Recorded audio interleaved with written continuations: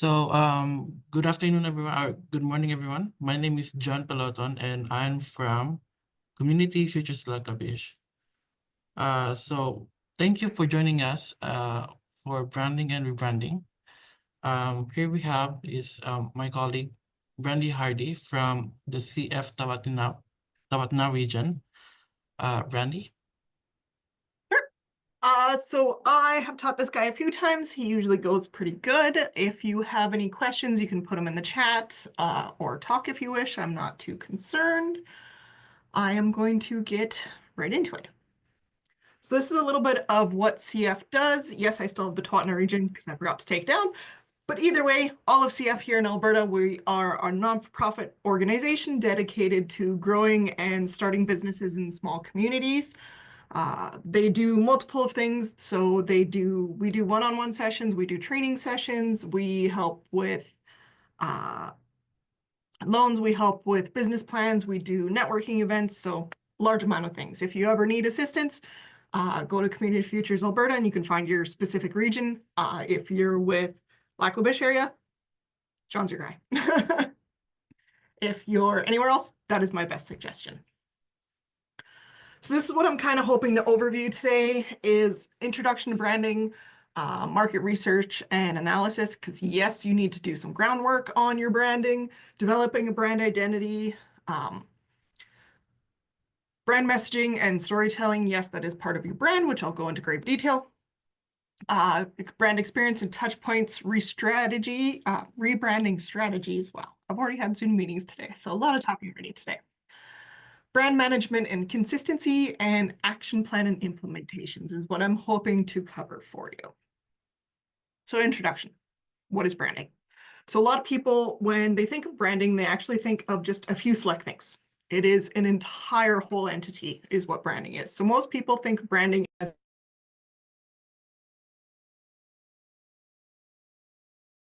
Sorry, Brandy.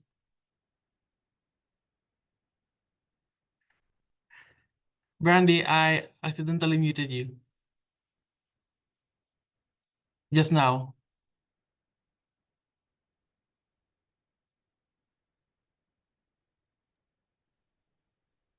good. Yeah, sorry about that. No, all good. So what is a brand? A brand is actually a multitude of things. When people think of a brand, they think of their logo and their typeface. It is so much more than that. A brand is a whole entity of its own. So yes, it's your logo. Yes, it's your typeface, but it's also your employees, your personal voice, the voice of your employees and how they represent for you. The expectations, it is also your color palette, it is also your customer service, and it is your products and services. So there is a huge element to brand. So it's not just a little tiny thing that most people think of, it is a whole great big thing.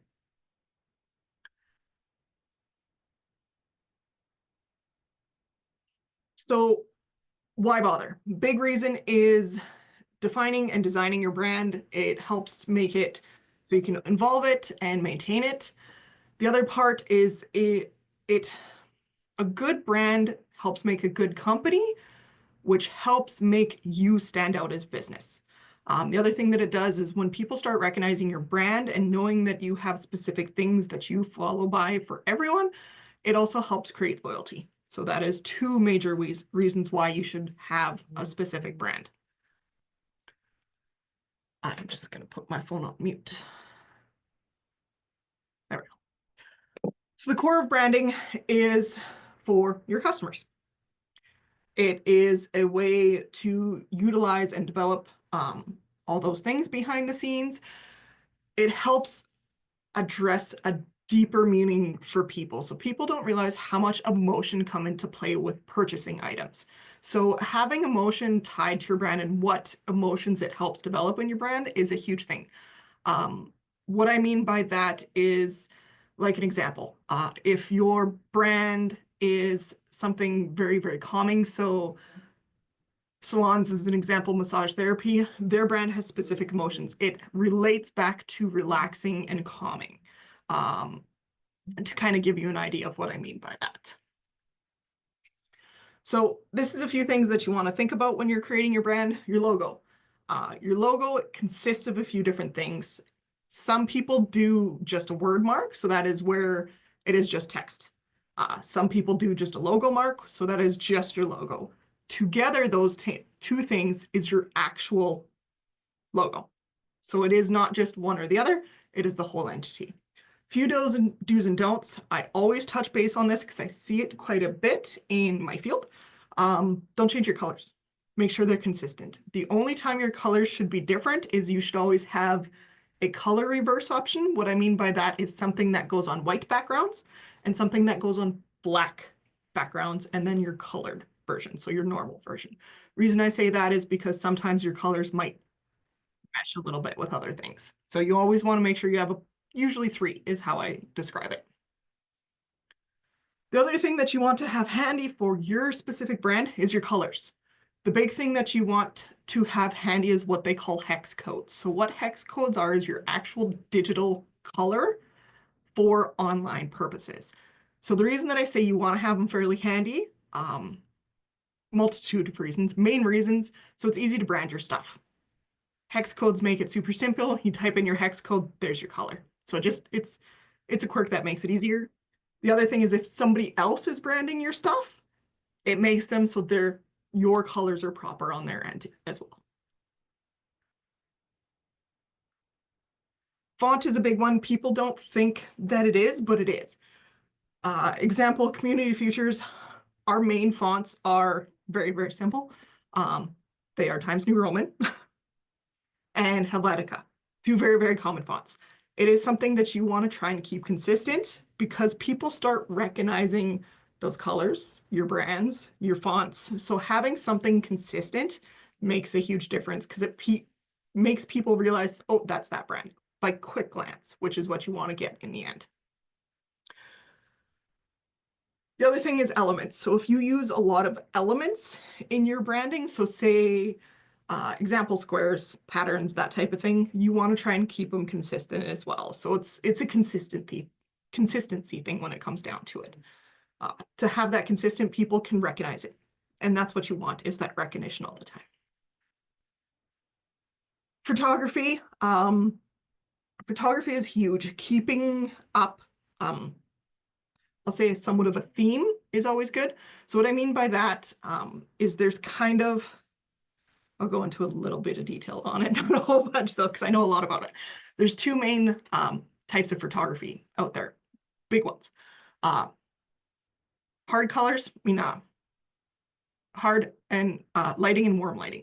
So if you always use warm lighting, which is the most consistent that you see out there, so that's the really light, airy pictures, you want to keep that. If you start switching it up and having a more darker shadowed picture, your consistency isn't there. Also consistency on pictures, the style of pictures that you take, that type of thing, is always big. Of course, you can change it up, but a little bit of consistency goes a long ways as well.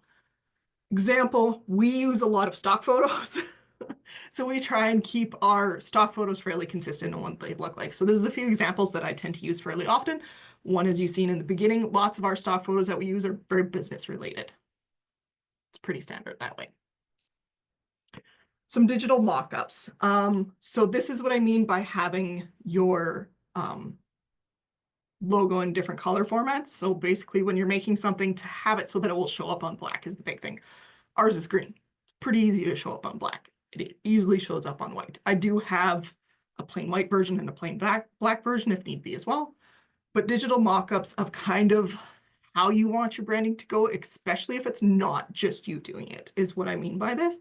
If you have employees or you're outsourcing your branding, you want them to be consistent on your branding as well. So having some digital mock-ups of what you expect is big as well. So this is an example of somewhat of a digital mock-up that I would send to somebody if we outsourced our branding. So it's fairly simple. The patterns that we always use, our text font that we always use, our logo, our colors are in there, and some examples of pictures. So it's a basic mock-up that I can go, this is kind of what we want to go forward with. And it gives you an idea of a base to start on. So it's just something that's good to play with. Marketing and research. So this is a little bit bigger of a section. The reason that market and research is good is because People don't realize how much emotion comes into play with purchasing things. It is very much so a part of how we purchase things. Some are necessity, food, gas, that type of thing. But the extras, which is what most people need, play around with, it's an emotion that makes them buy that. Customers don't buy what you do, they buy why you do it. So the reason that I say that is because a lot of people don't realize that that's where the market research comes into play. Who is your audience? Who are you selling for? If you don't know who you're selling for, in general, you don't know how to brand. You don't know how to market, who you're going to market to. You don't know where you should be marketing. So knowing and doing your in behind the scenes stuff in your research of multitude of things is huge when running a business. If you don't know who you're trying to do this all for, what's the point? You're just throwing it out there hoping that somebody will see it and watch your stuff.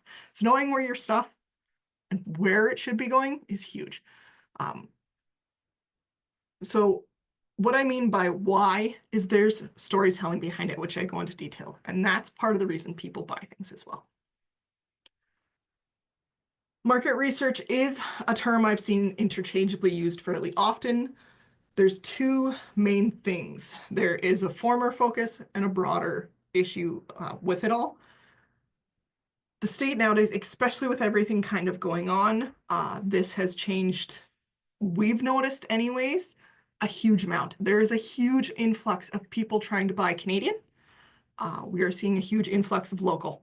It is a huge influx of that. So having that stuff is a huge behavior change that we're seeing. So doing your market research on what that's kind of going on as well right now is huge. 5 reasons. So this is your biggest 5 reasons why you should do your market research. Doesn't matter if we're talking about branding or anything else, this is a major 5. Knowing your audience, who you're selling to, lowers your business risk doing your market research because you know where your clientele is, where your customers are. It also gives you better messaging. So better marketing capability, better messaging, better responses to people, better customer service. The other thing that it does that people don't understand is it actually helps you beat out your competition. Knowing what your competition is doing, which is part of your market research, is huge. Maybe you notice in your market research that they're missing something, and you can pick up that missing something and boost your own business off of it. It also increases sales, which is always good for everybody because you've done the legwork to make those sale increases. Defining your audience. Who are you? What is your uniting theme? Example of that I use fairly often is anything organic is a big thing that's come out. Yes, I'm somewhat familiar. Sorry, there's a question in the chat here. Familiar with Google Forms and how to use that. Google Forms are okay for market research, don't get me wrong, but what I'm talking market research is literally sitting down with a piece of paper in hand to start and going, who's my audience? Who am I selling for? Make up 3 people. You can use 3 clients if you need to, but I always suggest make up 3 people. Then do your research of where they live, what's their income, all that basic stuff. Google Forms only give you so much because I'll be honest, most people don't reply to them, is the biggest reason. Doing your actual own legwork works way better than using forms. The only time I find Google Forms is handier is when your business is already laid out and you want to do some market research of who your existing clientele is.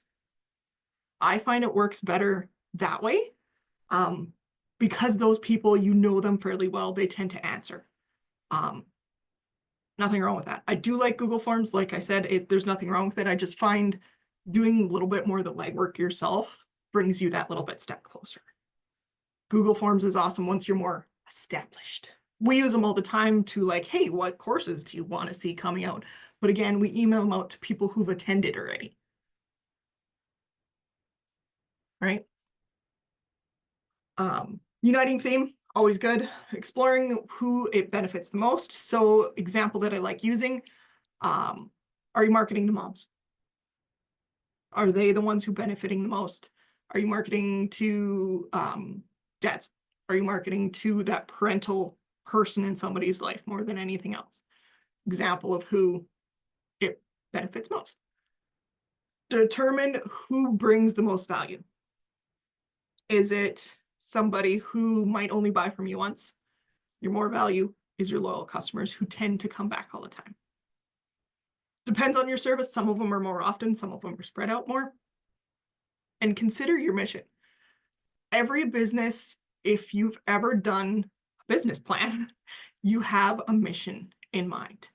Basically, it's changed over the years a little bit, but it's a statement in a way. What is your business trying to do? Who are you trying to be happy? Like, try to produce all this stuff for? What is your mission to get out of this business? And to be able to sell.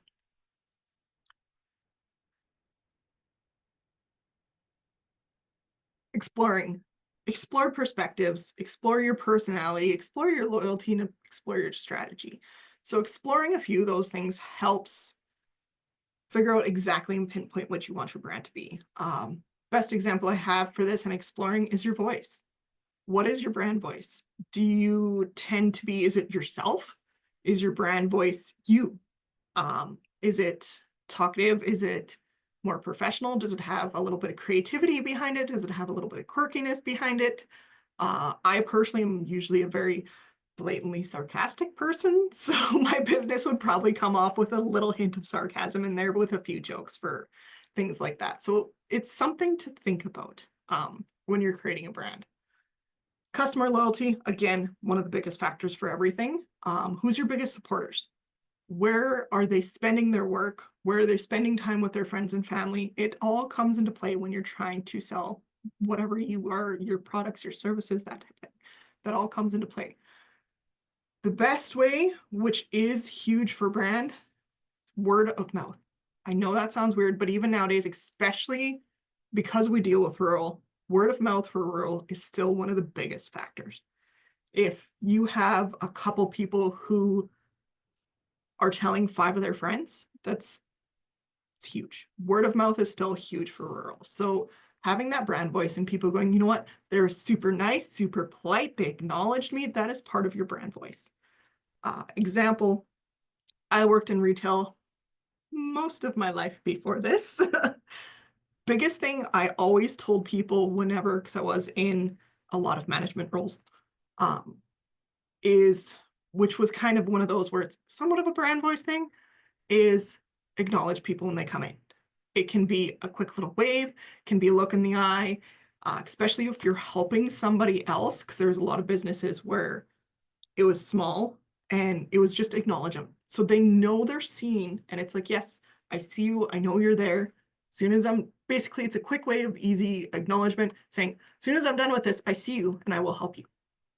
So that is part of the brand voice as well, is having that customer service side to things. Developing your brand identity. So this goes into the quality, your identity, your storytelling, the in behind the scenes stuff is mostly what this guy is. So your entire brand identity, which I talked a little bit about, is your logos, is your typography, don't get me wrong, your visuals, all that stuff is your brand identity. That is the visual identity. But there's the in behind the scenes of everything else, which is your customer service, your customer touch points. So example of customer touch points is one touch point. They see your social media point. That's a touch point. They check out your social media. They follow your page. That's another touch point. They go to your website. If that's the case, that's another touch point. They process an order with you. That is another touch point. So each of those is promoting your brand and your services. If it's in person, it's the same thing. When they walk in that door, right off the bat, that's a touch point. Do they get acknowledged? Do they know they're there and been seen?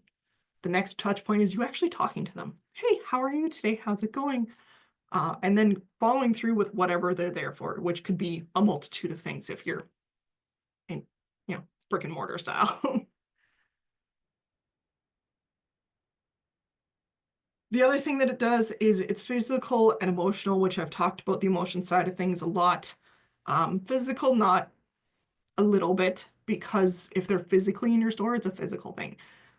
Emotions is always huge on any kind of um, social media, anything like that. It's an emotional thing for them to go, oh, that's neat. I want to check them out. It also helps create a deeper connection to your brand. I know that sounds weird, but it is true. There is, if you think about it and you think of any smaller local, small-based businesses and brands, you tend to have a deeper connection with them because you tend to know them a little bit more, which makes a difference as well.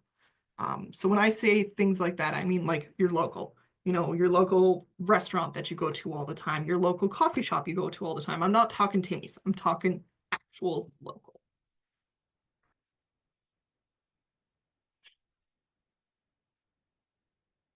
Why is it important? It helps you stand out. It helps you be remembered, and it helps you create meaningful connections with your customers.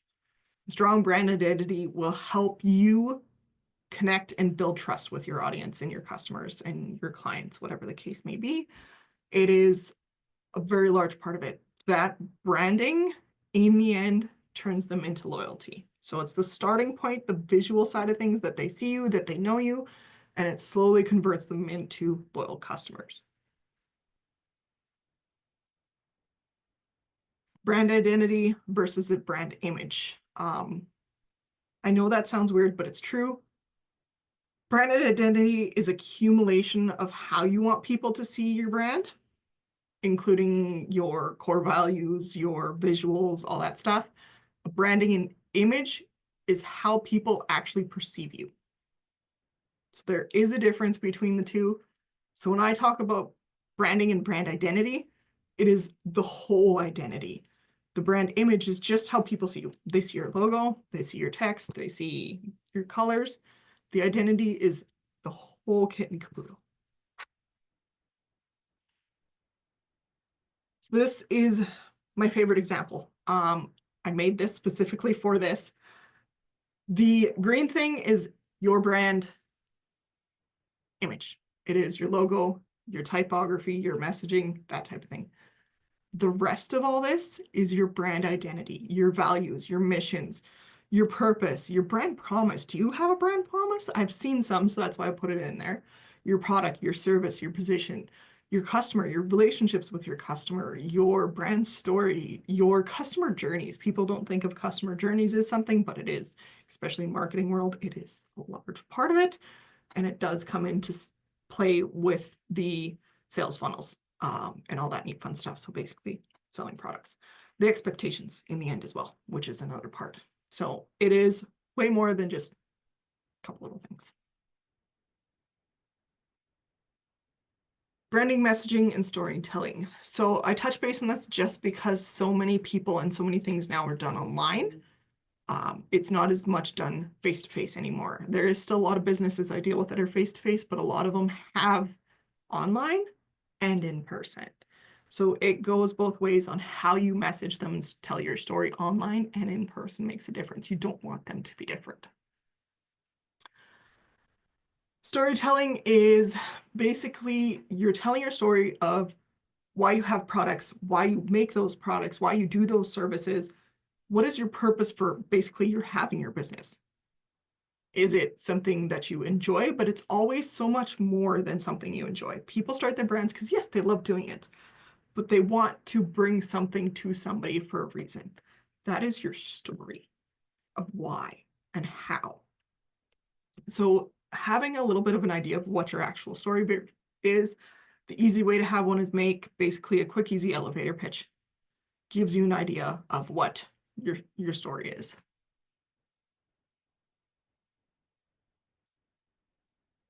Branding story, brand storytelling is no longer nice to have. It is turning to be very, very essential, especially with so much online availability for people to see. It is a huge part of it. Example, Reels. Reels have gone off like crazy. A lot of them, if you start digging into it a little bit, there's a lot of brand storytelling in the background. I find anyways, when I look, I see it.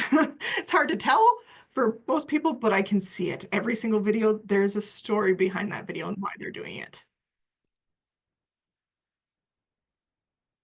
3 reasons for it, which is huge. In a sea of sameness, because there is a large sea of sameness with a lot of things, it helps you be unforgettable. It helps build more than just customers. It helps build a tribe, so it helps build that loyalty.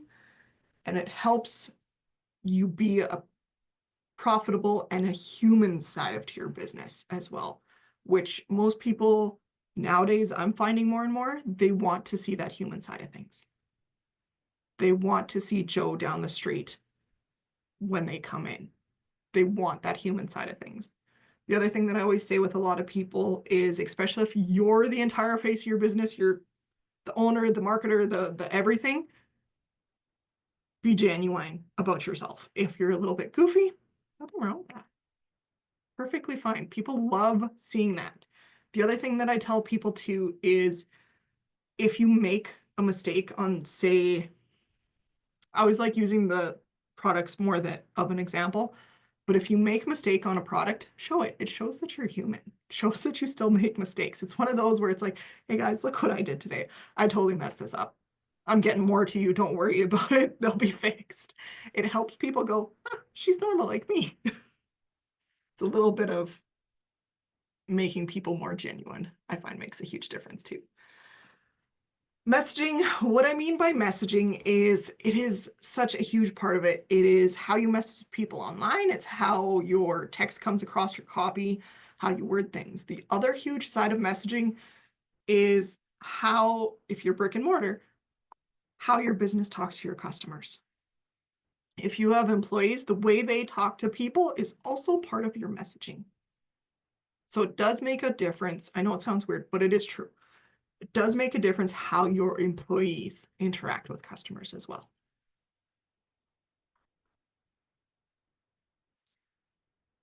Your brand is very much so has a personality. People don't think about it, but they do. Example that I've seen lots, I love using them as an example because I've seen them grow is their boutique. So they're a women's clothing boutique. I'm not gonna lie, I buy from them. They're one of my favorite businesses. They're local-ish for me. They're in Sherwood Park. They're two best friends. They started a business selling clothes for women in their basement of one of their houses, and they have grown to a entire warehouse for online sales as well as an entire storefront. So they have grown from little tiny to great big. And I love using them as an example for messaging because they promote how they're best friends and how goofy they are together. Their genuineness when they do things online, you can see it. And they have a huge following because of that. They're very genuine on how they explain things. They're very genuine on how stuff is. I love it. They're my favorite example for brand messaging. They're called, if you ever want to look at it, they're called Lavender and Lace Boutique. I like suggesting them. She knows. I can see that. They do amazing job at having their own style of messaging. So that's why I like talking about them. There's other ones that are good, just I always think of them when I think of messaging because they're very, very genuine when they come across. Another example is how you communicate through your emails makes a difference as well. So anything where you're communicating in some way or form, that is your brand messaging in the end.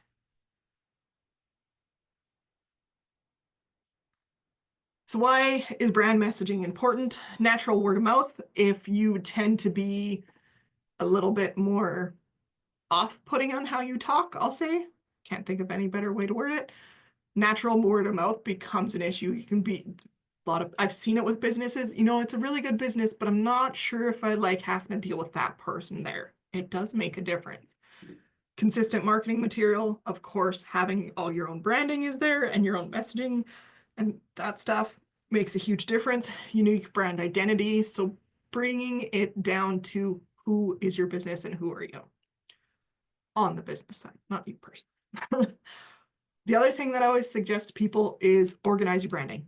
I know it sounds weird, but it helps a lot. Things like having that hex code, your colors available, having a few options of your logos easily saved, easily accessible, that type of thing. It just makes it easier. So having your stuff that you need consistently organized makes your life easier because it's easier to throw on and easier to brand stuff when it's handy. Touched base on this a little bit, brand experience and touch points. A lot of people don't think about touch points, but there is many different touch points on a customer journey. I talked a little bit about it where there's multitude of touch points. People don't realize that every single time they see something with you or interact some way or form with you, that is a touch point. Online, in person, whatever that case may be. That is all a touch point that people see your business in some way or form. This is exactly what brand touch points are. Brand touch points are crucial for business to make a positive impression on customers in every point of their customer journey. So basically, all those touch points are part of their journey. There's an awareness, there's a consideration, there's I lost it. What was it called? Basically them buying. I forget the technical word for it all of a sudden. Then there's loyalty. So it's that consistent after. All those things are different touch points. So this is an example of a few ways that people see touch points.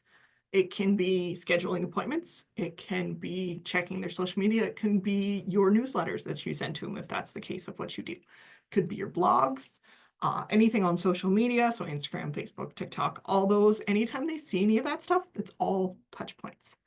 Then it comes to, I'm going to check them out in person, online, whatever the case may be. That's another touch point. When they're actually on your website or in your store, if that's the scenario, every single little interaction is all different touch points. So I touched on all these a little bit: personal referrals, company events, digital marketing of any kind, online advertisements. Those are all different types of basic touch points. Before purchase. Touch points during purchase, customer reviews, product categories, interaction with staff, sorry. E-commerce, so your entire website, point of sales. Is your debit machine broken? Should you get it fixed? Is it that you only take cash? Those are all still touch points. Example, we have a new business started in Westlock where I live. I went and seen them. They do really good work. Nothing wrong with them. They're still starting. Their debit machine went down. She's like, I have somebody coming in. Do you mind doing this instead? And she warned me before she even started the service. She's like, we're getting it handled. Don't worry. Like, we're still new. They've been open for a week, so I can't blame them. Literally a week. You're going to have some issues. But she was very upfront right off the bat. For me, that was huge. It wasn't, I'm going to finish all your other stuff. And oh yeah, by the way, our debit machine's broken. Drives me crazy. If I know in advance, perfectly fine.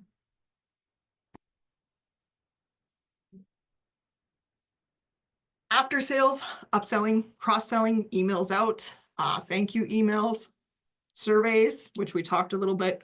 Google Forms is another type of survey, basically.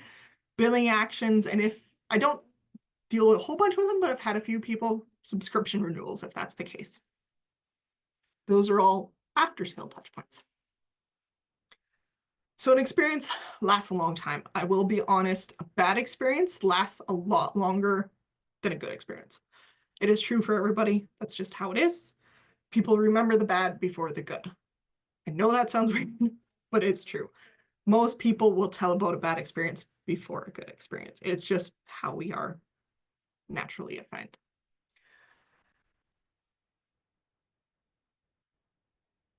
So an example of some little bit of branding stuff. So this is just kind of an example. Nestle Toll House. I like this one because everybody knows Nestle Toll House cookies. It makes you feel warm and fuzzy. When most people think of them, they think of cookies, of course. You may even remember baking cookies. For me, it was not Nestle Toll House, but this was the best example that I could find of baking cookies. They think of the cookies, they think of remembering of baking those cookies, the smell as they baked those cookies, because that is amazing, the savory of the bite. But you also associate that with bonding with family fairly often. Not all the time, but some kind of bonding experience when baking cookies. It's not every single person, but that is that emotion. It makes them happy. It's like, oh yeah, I baked cookies all the time with them. Instantly, it's an emotion. Little few things. It also important to understand that brand experience is subjective. So you can do everything that you can do possibly amazing. There is some those people out there which you can't help that just have a negative reaction. They're out there. It's just the way it is. Don't take it to heart. Do your best. That's all you can do. I've had them. I've worked in retail, like I said, most of my life. There is some people, no matter what you do, you just cannot make them happy. They're out there. So a little bit of strategies if you ever consider rebranding. It is not that often I deal with a client who comes in and goes like, I need to rebrand my entire thing. It does happen sometimes though. Sometimes there's reasons for it, which I go into the reasons of why you should rebrand a little bit further in here. Few reasons to rethink marketing strategies, new name, logo design, with the intention of developing a new, different identity in mind for customers and stakeholders is the main reason people think of rebranding. There's right reasons and there is wrong reasons. Biggest wrong reasons is if your brand ends up having very bad reviews, rebranding it is not going to make a difference. The only way to fix that is literally putting in the legwork to fix it, to change those bad things to good. If you rebrand, people are still going to know it's you, especially if it's still, example, you're the face of the company, they're going to know it's still the same person. It's not going to make a difference.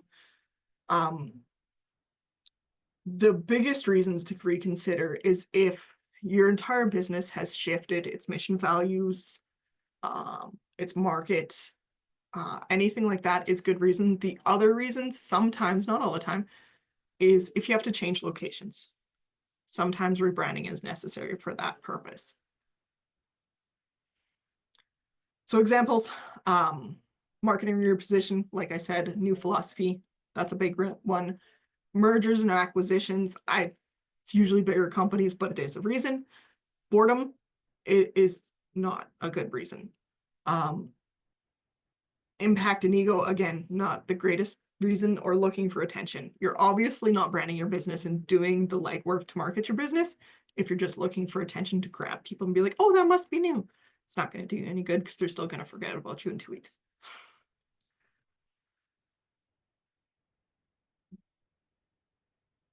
So a few things to include if you're rebranding: shifting your brand position, creating new ads, changing your brand voice, your colors, new social media posts, and changing your logo. If you ever rebrand, make sure it's a transition, not just a flip. Reason that I say that is people won't recognize you right away if you change your logo and everything right away. People are going to be, who's that guy? I don't know them.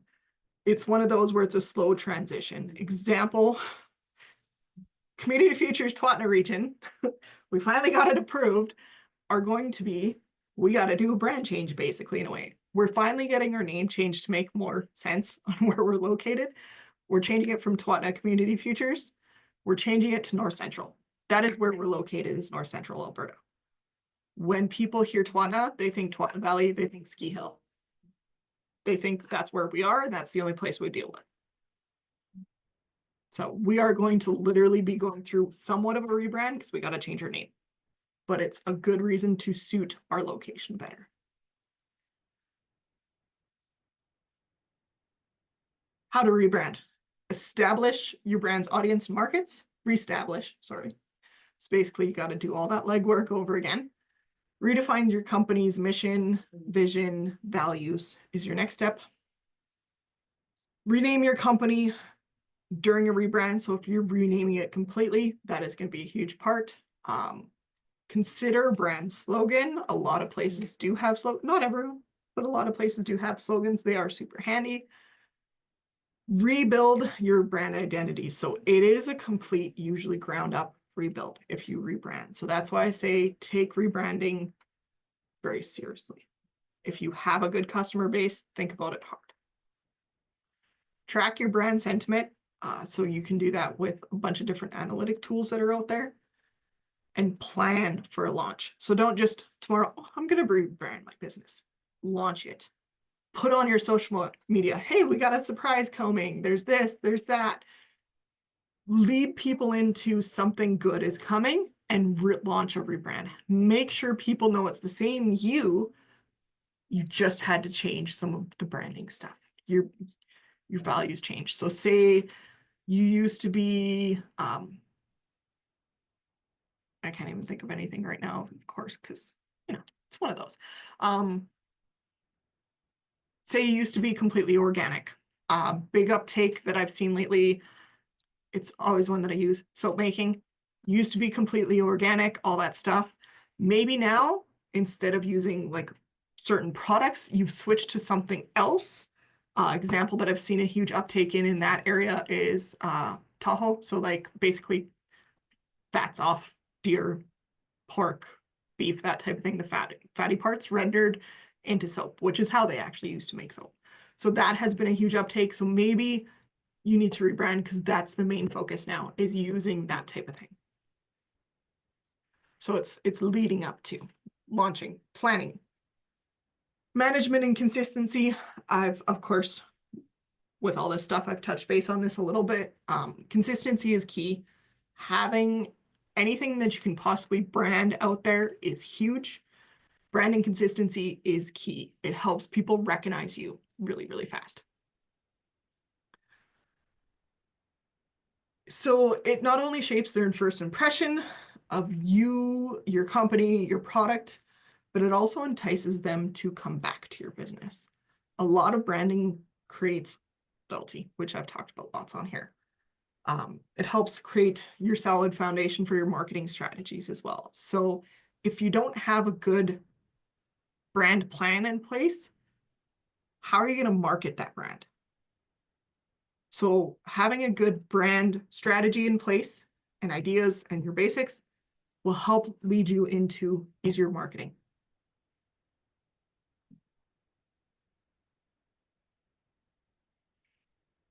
Consistency is key, which I've talked about a lot. Are you putting your logos on everything that you're putting out? Do you have a specific hashtag for your business that you're putting on all your marketing? Do you have a consistent, a lot of people don't think of this, a consistent profile on all your social medias? Are all your social media profile pictures the exact same? Are they all different? If they're all different, there's no consistency. When people go from Facebook to Instagram, they don't realize it's the same brand. Same with messaging. Same exact thing. If you don't have some kind of consistency with how you're doing things, your brand recognition isn't going to be as good as it should be. The other thing is lots of times people don't realize, like I said, if your profiles are different on social media, people don't realize you're the same company throughout.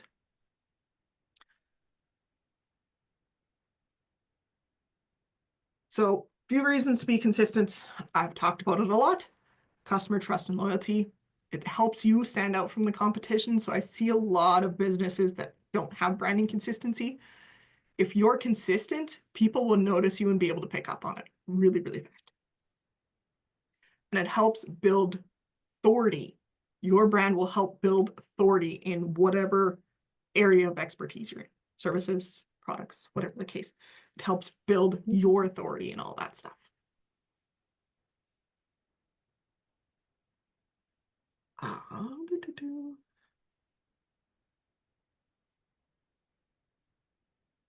So same thing I've been basically throwing at you this whole time. It reinforces your business. It reinforces your qualities. It reinforces your quality of product or service. And it reinforces your business completely and utterly across the board. It helps build that authority. The other thing is if you have multiple people working for you that help with your social media or any kind of stuff, having some ground rules on how your branding should be is huge. So if somebody else does your marketing for you, if you outsource it or somebody in person, whatever the case may be, having some ground rules for that consistency is huge. So having some rules implemented is huge. Example of rules: you can only use these colors. You cannot use an off color, this blue or this pink. This is the only color. This is my colors, period. Another example, you cannot change the color of my logo. That is the color of it. That's all you can use. That's the best ones I can think of off the top of my head. So having rules in place, especially if somebody else is doing it, makes a huge difference. The other thing that you should have rules in place of, which I've touched a little bit on, is if you have a brick and mortar and you have people greeting customers, that rule of how they interact with your customers, there should be a little bit of a rule of, you know, say hi to every single person, acknowledge every single person, whatever that might be. Having some rules in place on how they interact is huge as well. On the other side of things, because I've worked in retail, also having rules for bad customers on how to deal with them and teaching them how to deal with them is really good as well. That's just my knowledge tidbit. So, few things for guidelines: your elements, your visual elements, your color palettes, your text, your language, especially your language if you're working with any kind of AI to help you create copy or anything like that. Putting in there that, you know, this is my voice and how I use it. You know, I'm light, I'm airy, I make some few jokes, maybe a few puns. Having that in there, especially if you're using AI nowadays, helps AI know how to talk. And whenever I talk about AI, I always let clients know of any kind, do not copy and paste your AI. Edit it and still make it your own, please. If you use AI, not most, but quite a few people can recognize right away if it's AI or not, especially nowadays. If you use it a lot and you start looking at it, you'll see that it uses certain phrases. We'll say it as phrases over and over. So always use AI. If you need it to assist you, nothing wrong with it, but make sure you make it your own. To ensure your consistency, create guidelines. It is huge, especially if you have multiple people working with you. Assemble and organize your marketing assets. So the best way I suggest to do that, might be different for you. I use my laptop for all my marketing. It makes my life easier because it's a bigger screen. I have dual screens. I do a lot of it. So it's, for me, it's how I do things. If it's on your phone, same idea. But having all your stuff easily accessible makes a difference. So I actually have a file folder on my desktop called Branding. I can go in it. I have all my hex codes in notes. I have all of our logos in there. Any pictures that I find we use all the time that work really well for us. All that stuff is in there. So it makes it easy to pull up and use it. The other way you can do it is if you pay for Canva Pro, use their branding toolkit. It is super handy. You can put all your color codes in there, all your typed, all your logos. You can add pictures in there. You can grab it and pull it really easily. So if you use Canva, use their branding kit if you have the Pro. It does make life easier. I use it every day. So this is an example of kind of a quick, easy version of all this. It has your fonts, your pictures are kind of your consistent how you want people to see you, that type of thing, like your product style of shooting, if that's the case, that type of thing. Has your color palette. The only other thing that I'd throw in here that I forgot to put when I was creating these real fast one day is your branding mission. You should have a text line in there that kind of gives you a quick little branding mission, as well as a little bit of your branding voice.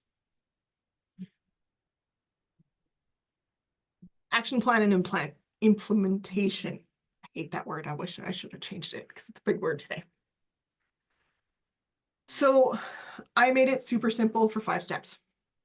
because I know businesses are busy. They don't have a lot of time. So I tried to make it as simple to explain out how you should do it. Step one, identify and prioritize your goals. What are your first goals that you want to start doing? Do you want to have a little bit of short-term goals, or is it long-term goals? So some goals, of course. Example of short-term goals is 12 months or less is a short-term goal. Anything more than that is a long-term goal. It's pretty easy. I brought in more of the social marketing into it because I couldn't think of brand goals off the top of my head when I was making this. But an example, because it does relate to your brand, maybe you need to you want to increase your social media by 20%, your followers by 20%. Gives you a good example. Part of that is if you're increasing your social media, obviously your branding stands behind it as well, because that's part of that consistency aspect. So making sure that there are what they call SMART goals. So if you dig into any kind of learning aspect of social media, of digital marketing, of brands, or anything like that, the word SMART for goals is everywhere, trust me. Specific, measurable, achievable. Don't set yourself up for failure. Make it achievable. Make it something that you're like, I think I can do that. Make it realistic and make it timely. So do put a timestamp on it. But what I mean by that is, so say I want to gain 4 new clients in the next month. Depending on who you are, it's a pretty achievable goal. You have made it very specific. You want 4 clients. Measurable, you're number 4. It's pretty easy. You get that. It's measured. Achievable, a month, 4 new clients is pretty achievable for most people. Realistic, of course it's realistic. It's a realistic goal. It's something that you can do. Timely, you put a time stamp on it. 1 month.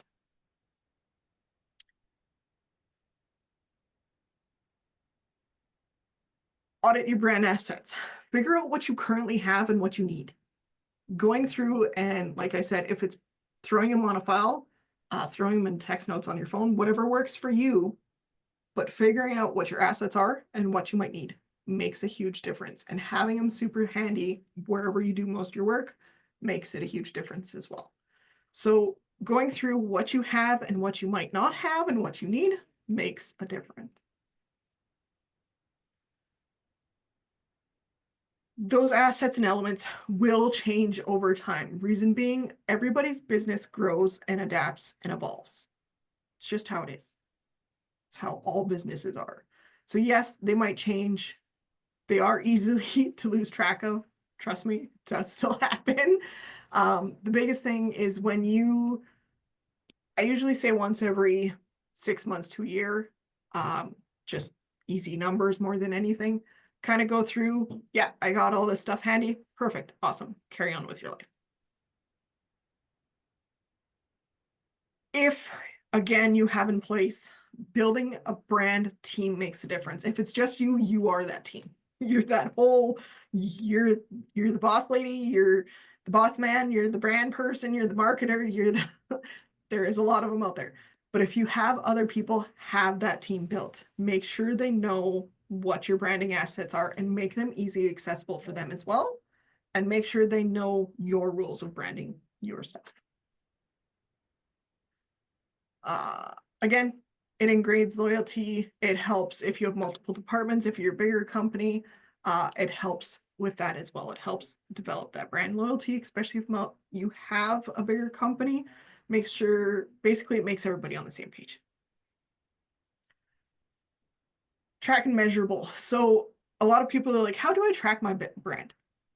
It's pretty easy. When you start implementing your strategy of your brand or your marketing strategy or whatever the case may be, basically when you start implementing all these goals that you've decided, there is multiple ways to track them. If you have a website, your website has analytics. If you have social media, all social media have analytics. If you're brick and mortar, people are like, I'm brick and mortar. Your receipts on how many people walk through the door and buy a product and what they're buying, it is an analytic. People don't realize you can track and measure all those things. If you do email subscriptions, if you do monthly email newsletters, how many people have opened them? If you're sending all that stuff out, there is analytics and ways to track all of that. So you can track pretty much anything nowadays. So there's a bunch of different things. Customer satisfaction is a huge part, brand knowledge, brand equality, it all comes into play, of course. It also helps give you a overview of your brand health when you start tracking things. So it helps you see, yeah, my brand's doing awesome. You know, in the last year, I gained 200 followers. You're obviously making a difference with your goals and your strategies. Optimization, which is always key, which comes into keeping track. So keeping track of your stuff helps you optimize stuff. What I mean by that is when you track things, you can see how things are doing. If it's not working the way you want it, you can turn around and optimize it a little bit better, make it a little bit better. So the big thing with any kind of strategy of any kind, marketing, brand, whatever the case may be, it changes over time. There's never an end goal. It is always evolving and changing. So you're always having to kind of go, okay, how are we right now? Yeah, we're good. Even if it's a 5-minute sit down, look at some stuff. Yeah, we're doing better. Everything's working the way I think it should be. It counts.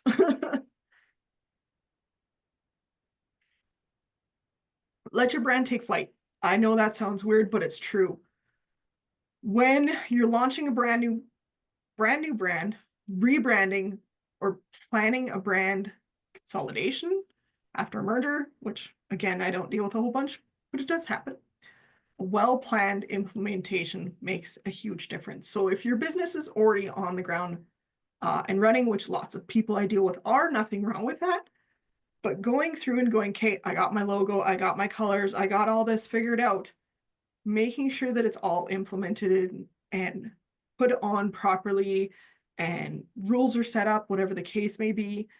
If you take anything out of this, basically, I want you to know and take, okay, I have all this stuff. I know where it is. I need to make sure it's on everything that I need it to be on. So an example, because I'm the one who does it at this office, whenever I create our online events through Eventbrite, every single one of them has the same basic layout. The only thing that I do is our bottom bar has a color to it. It has the name, the date with our logo. The only thing that changes is the color of that. I change based on the location that we put it at. That is more so for me, so I can keep track easier and be like, oh, that one's here, that one's here, that one's here. But they look all the same other than that. That is the only thing that changes on any of them. The text stays the same. The logo stays the same. The size of the little square bar on the bottom stays the same. Our pictures are branding consistent. Again, business related usually, but it helps tell the story of what that event is. That is my best example of making sure I brand things consistent. Conclusion. Pretty simple. I did talk a lot, I'm not gonna lie. It is more than just a logo. It is a promise, it is your reputation, and there is a huge emotional connection that people don't think of. There is many different things that you have to take into consideration, which is not just your logo. There's so much more to a brand. It is a huge thing that makes you connect to your customers, and it helps build that loyalty.